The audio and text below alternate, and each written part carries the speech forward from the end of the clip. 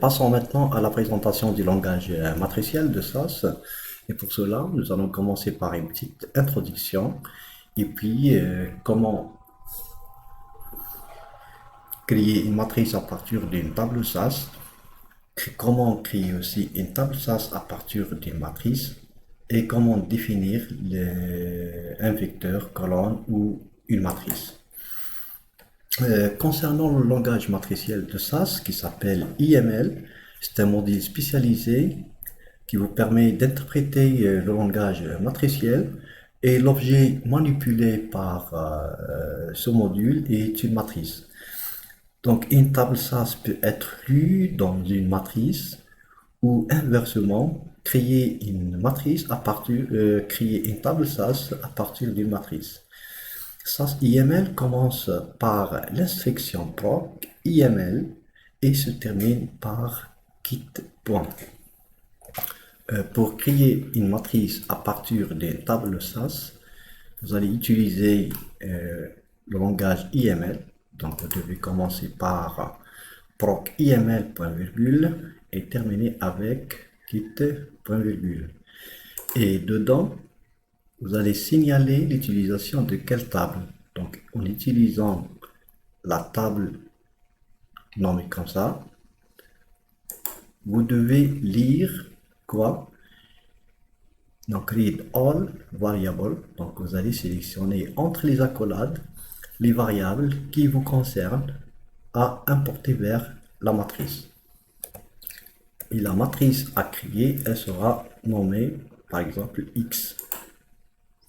Pour copier toutes les variables de votre table vers la matrice X que vous allez créer, vous allez utiliser la même chose pour IML, point virgule, en utilisant telle table, mais cette fois-ci, read all var-all-into x. Et comme ça, toutes les variables de votre table seront exportées, seront chargées dans la matrice X.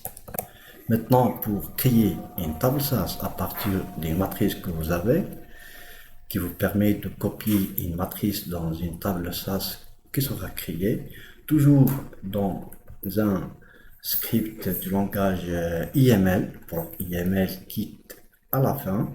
Après avoir effectué un traitement, vous allez créer, donc create, le nom de la table SAS à créer, from, donc à partir de votre matrice X.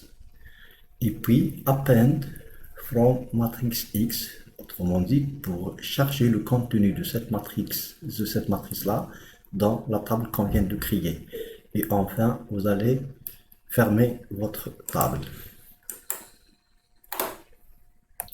Maintenant, pour définir un vecteur colonne ou une matrice, il suffit d'écrire dans un bloc IML x égale entre les accolades ouvrantes et fermantes les valeurs de ce vecteur-là. Et pour créer par exemple une matrice qui contient 2 lignes et 3 colonnes, il suffit d'écrire A égale entre les accolades la première ligne, la deuxième ligne. Bon, bien sûr, vous pouvez passer à la ligne suivante pour lister les valeurs de la ligne suivante. Pour effectuer le calcul ou transposer une matrice X, il suffit d'écrire Y, la matrice transposée qui sera calculée à partir de la transposée de X. Donc il suffit d'écrire Y égale à X', ou tout simplement Y égale T, pour dire transposée de X. Les fonctions matricielles, la fonction Gn1, N2, val peut être utilisée pour créer une matrice qui contient n lignes et n2 colonnes dont tous les éléments ont la valeur val qu'on vient de mettre. À titre d'exemple, si je vais mettre A égale G1, 5, 1, vous aurez une matrice ou un vecteur qui contient une seule ligne et 5 colonnes et toutes les valeurs vaut 1. Pour créer une matrice d'identité, comme vous le savez, diagonale c'est 1, le reste est 0. Il suffit de mettre telle matrice égale I de 4 et comme ça vous aurez la matrice d'identité qui contient 4 lignes et 4 colonnes.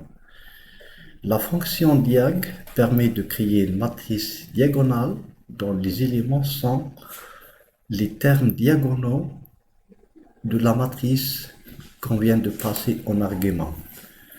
Comme exemple, dans un code IML, proc IML kit, je viens de créer une matrice qui contient 3 lignes, 3 colonnes, et si je vais mettre D reçoit diag de X, et je vais afficher D, alors vous aurez au niveau de votre matrice, au niveau de l'affichage, parce que print vous permet d'afficher au niveau de la sortie quoi, les matrices, la matrice D, qui est calculée à partir de diagonale de la matrice X, et le premier élément qui se trouve sur la diagonale c'est le 4, le deuxième c'est le 5 et le dernier c'est 7 comme vous le voyez. La fonction vectdiag, elle vous permet de créer un vecteur dont les éléments sont les éléments diagonaux de la matrice que vous allez passer en argument. Le calcul des vecteurs et valeurs propres des matrices s'effectue à partir des fonctions eigenvect et eigenval, pour dire le vecteur des valeurs propres et les valeurs propres. La fonction equal retourne le vecteur colonne des valeurs propres triées dans l'ordre décroissant et la fonction eigenvect retourne la matrice des vecteurs propres. La fonction trace retourne la trace de la matrice. La fonction det calcule le déterminant d'une matrice. L'inverse d'une matrice est calculée avec y égale m de x. Autrement dit que y est la fonction et la matrice inverse de x. Le calcul d'une puissance alpha d'une matrice s'effectue avec l'opérateur 2 étoiles.